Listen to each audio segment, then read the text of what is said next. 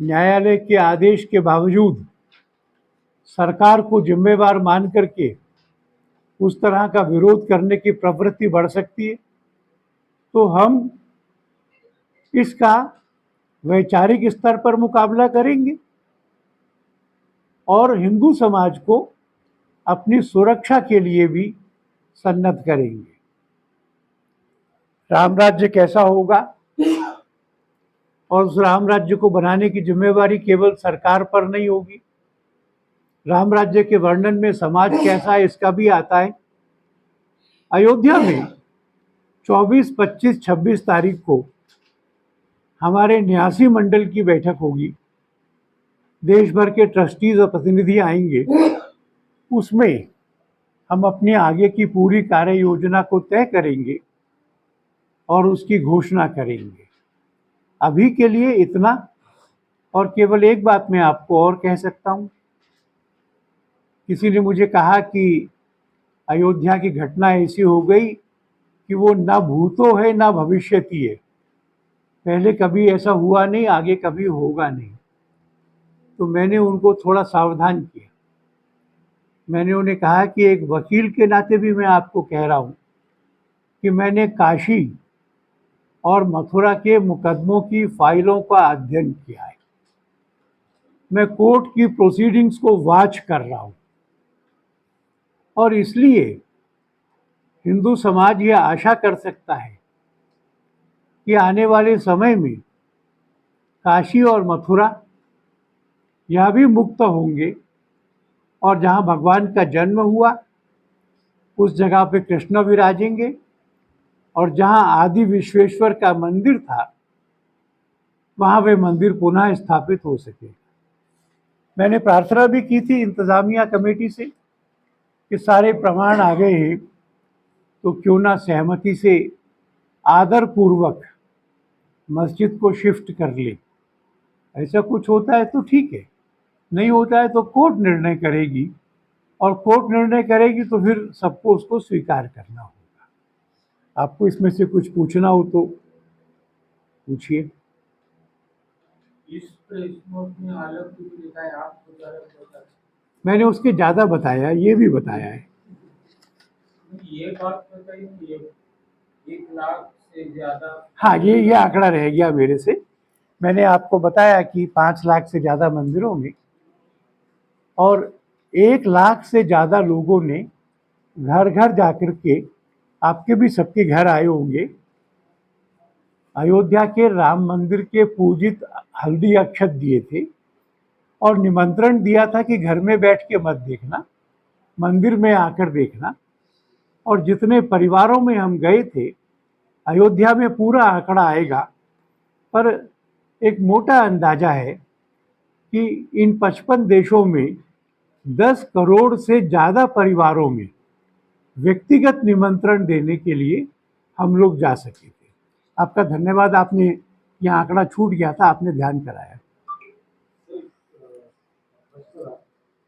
राम मंदिर के लिए जो दान प्रतिष्ठा के लिए विश्व हिंदू परिषद जो है पहले से ही कोर्ट में मुकदमा चल रहा है। जो भी आंदोलन खड़ा किया है वो विश्व हिंदू परिषद ने किया, लेकिन प्राण प्रतिष्ठा जो भाजपा ने हाईलाइट किया, ऐसे लोग बोल रहे हैं, सामान्य लोग। आपका वहाँ पे कोई रोल नहीं है, मतलब ये सब आंदोलन खड़ा किया आप लोग, विश्व हिंदू परिषद। मेरी इसकी सहमति नहीं है। विश्व हिंदू परिषद जो है साइड को हो चुकी है, मतलब साइड कर दिया है। हमको ऐसा नहीं लगा। हमने भारतीय जनता पार्टी से 2 लोग बुलाए थे, केवल 2 लोग। उसमें से भी नड्डा जी उस दिन नहीं आ पाए थे, केवल प्रधानमंत्री आए थे। एंड वो ज़्यादा तौर पर एक भक्त के नाते से आए थे, इसलिए बाकी सब लोगों का वहाँ ना होना और पूरी व्यवस्था और कार्यवाही परिषद के हाथ में होना। सबसे लंबा तो चंपत राय जी बोले ना, वो हमारे केंद्रीय उपाध्यक्ष भी है। पूज्य गोविंद देव गिरी जी बोले तो गोविंद देव जी हमारे मार्गदर्शक मंडल के सदस्य हैं, इसलिए आपकी ऑब्जर्वेशन से मैं सहमत नहीं हूँ।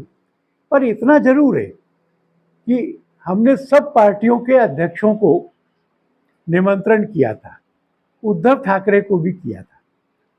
अब अगर सब लोग नहीं आए और एक ही पार्टी स्वीकार करे तो उसकी जिम्मेवारी हम पर नहीं होगी, जिन्होंने मैदान छोड़ दिया उन पर ज्यादा होगी।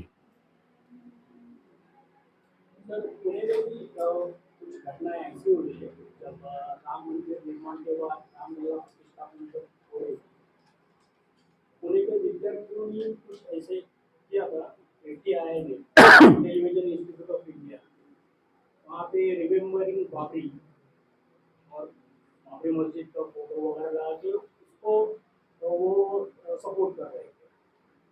तो और इधर यूनिवर्सिटी ऑफ पुणे में भी कुछ ऐसे ही एक प्ले में राम प्रभु श्री राम और सीता माता के प्ले में ऐसा कुछ हुआ है।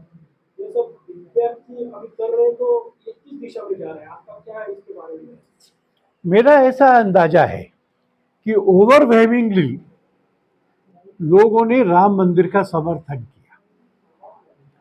ये कहा जा रहा था कि राम मंदिर का निर्णय आ गया कोर्ट का तो देश में आग लग जाएगी, अरब देश तेल देना बंद कर देंगे, वेस्टर्न कंट्रीज जो है वो सैंक्शंस लगाएंगे।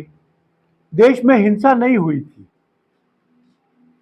अरेबियन कंट्रीज ने हमारे साथ में कुछ नुकसान की बात नहीं की, सैंक्शन भी नहीं लगी। एक मिनिस्कूल माइनॉरिटी है जिसके कुछ पॉलिटिकल मोटिवेशंस है। उन पॉलिटिकल मोटिवेशंस के कारण से कहीं कहीं विरोध की आवाज़ आती है, पर मेरा अंदाज़ा ये है कि वो बहुत धीमी और कमज़ोर आवाज़ है। हिंदुस्तान का जो आम मुसलमान है, जो पसमानदा मुसलमान है, उसमें से भी बहुत लोग इस बात को मानते हैं कि राम, उनको भगवान वो माने ना माने, पर वो हमारे पुरखा हैं, इमाम हिंद हैं।